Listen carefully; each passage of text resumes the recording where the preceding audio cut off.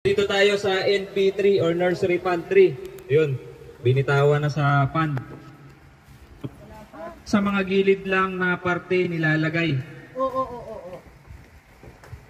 Wala ba yung panumbik, sir? Bawal po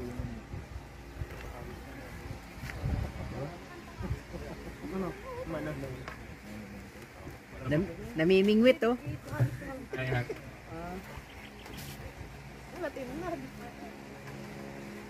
dapat malalayo ang yun. Ulat nun.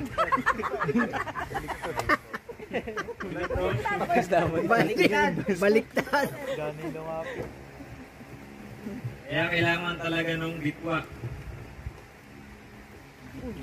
Ayun oh, galing oh. Tinatapon lang eh.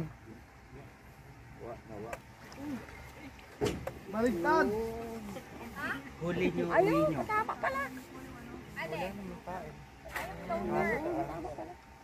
Kailangan po yung floater ay nakahiwalay dahil yun po yung magsisilbing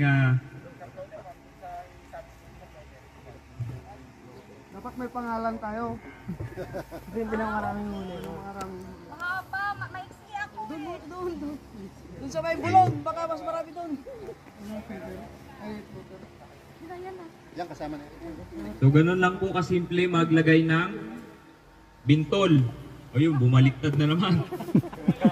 Malayo sir, kailangan malapit lang dahil hindi natin siya maaabot ng ating bitwa. So lulusungin natin yan. Walang gilmot lang eh.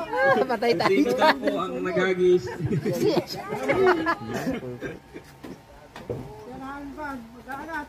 Yung abot lang po ng ating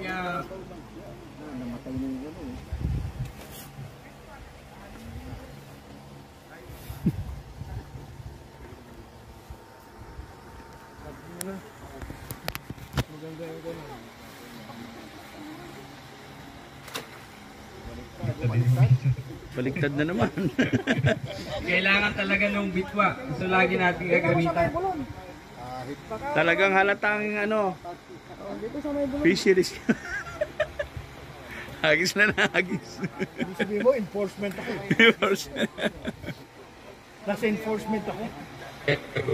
Dulo, sabay pasalang. Sabay pasalang.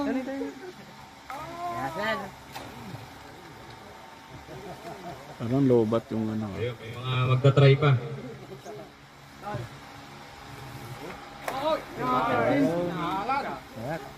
Wanawan.